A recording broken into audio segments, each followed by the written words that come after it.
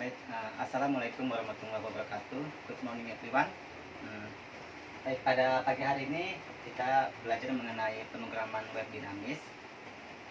Kemudian pada pemrograman web dinamis ini kita akan belajar mengenai penggunaan cerut pada web dinamis.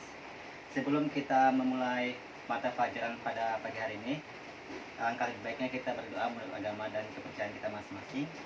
Doa dimulai. Doa selesai. Baik, Bapak ambil absen terlebih dahulu. Siapa yang tidak hadir pada pagi hari ini? Hadir semua? Baik, Bapak hitung dulu. Oke, hadir semua ya. Baik, pada pagi hari ini kita belajar mengenai penggunaan cerut pada web dinamis. Sebelum kita memulai pelajaran, terlebih dahulu dibaca dulu motivasinya. Let's try. Pendidikan adalah senjata paling mematikan di dunia, karena dengan pendidikan Anda dapat mengubah dunia. Hal ini dikatakan oleh Nelson Mandela pada tahun 1918 sampai dengan 2013. Baik,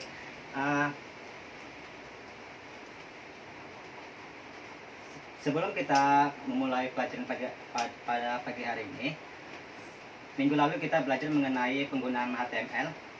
Penggunaan HTML dasar seperti head, table, array, dan lain sebagainya. Kemudian pada pagi hari ini kita akan belajar mengenai penggunaan cerut. Tujuan pembelajaran pada pagi hari ini adalah yang pertama, menjelaskan pemrograman web dinamis.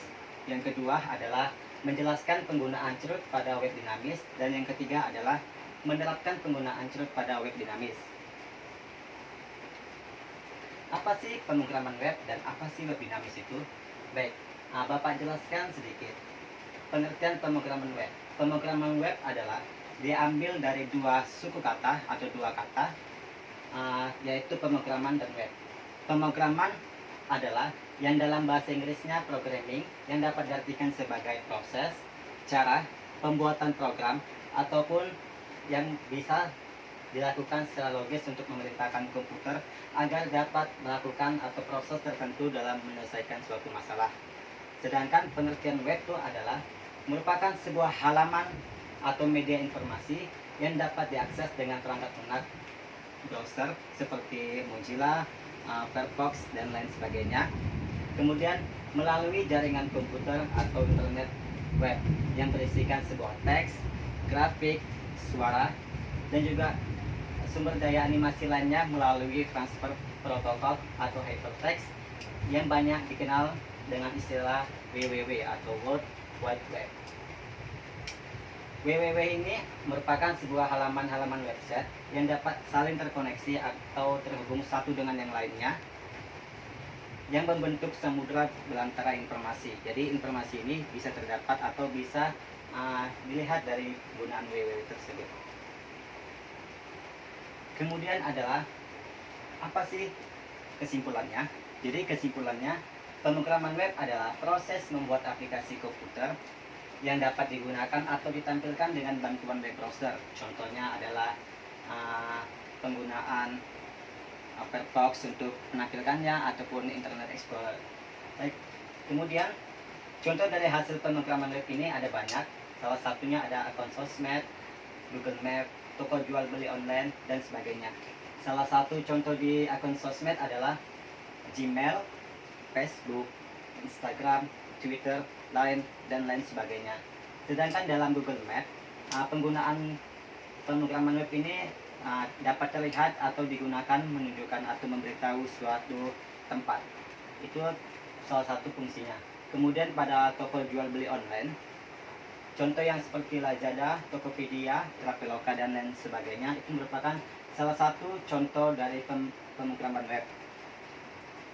Next, selanjutnya, apa saja sih tahapan-tahapan dalam pemrograman web? Di sini ada 8, ada HTML, CSS, PHP, JavaScript, perancangan database, framework, web browser, dan lain sebagainya. Baik, di sini akan Bapak jelaskan satu persatu. Menguasai HTML.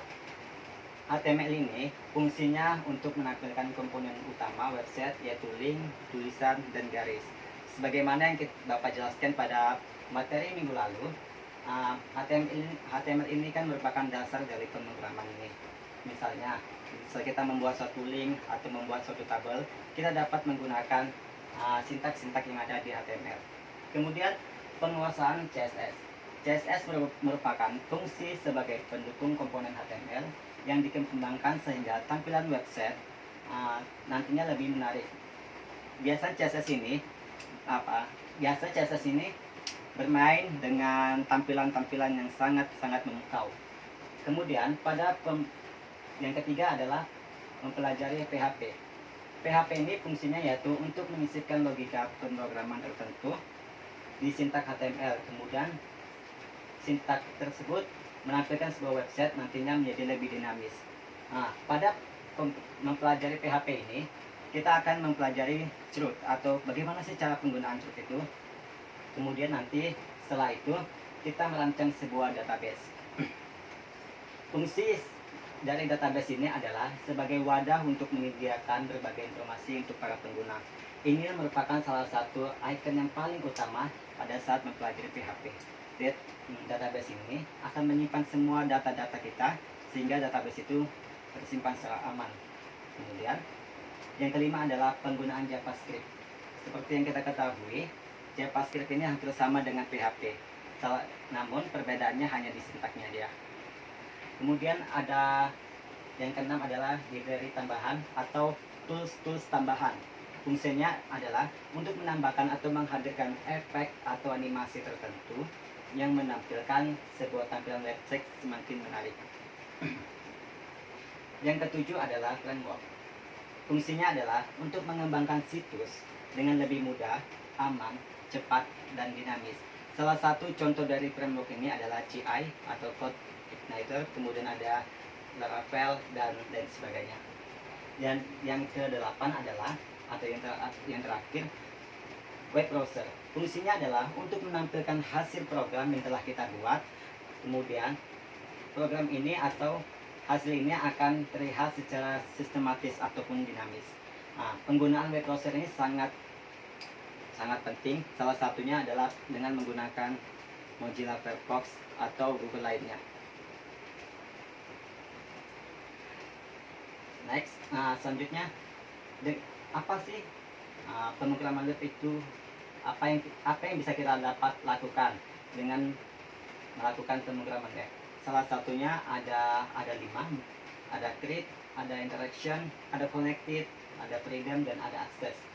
Kelima ini merupakan saling terhubung atau memiliki hubungan satu dengan yang lainnya. Baik, yang pertama mengenai create atau membuat halaman website. Ini merupakan halaman yang dinamis dengan perintah-perintah yang cukup sederhana dan kita dapat menghasilkan informasi yang beragam. Kemudian interaksi atau melakukan interaksi sehingga kita dapat memperoleh informasi yang kita butuhkan. Contohnya adalah pencarian, pengiriman data, kemudian penginputan data, dan lain sebagainya. Kemudian ada connected atau hubungan dengan database atau basis data. Salah satunya adalah penggunaan database seperti Oracle, MySQL, SQL Server, dan lain sebagainya. Kemudian yang kelima adalah freedom atau bebas platform.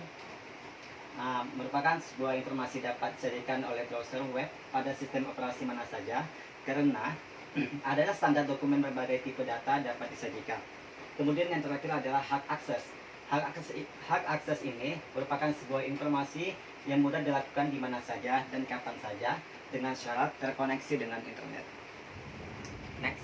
Kemudian apa sih jenis-jenis web berdasarkan teknologi?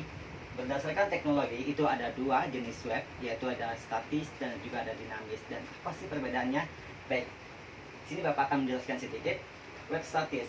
Web statis adalah penggunanya tidak dapat mengubah website secara langsung melalui browser.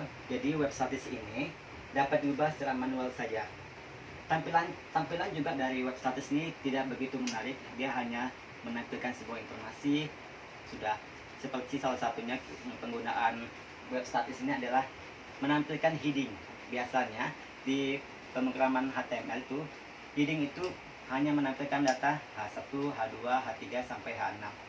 Jadi web statis ini merupakan website, tapi dia hanya bisa menampilkan informasi saja tanpa bisa melakukan interaksi di dalamnya. Kemudian ada web dinamis. Apa sih web dinamis itu? Web dinamis adalah situs web yang kontennya dapat diperbaharui secara berkala dengan mudah dan datanya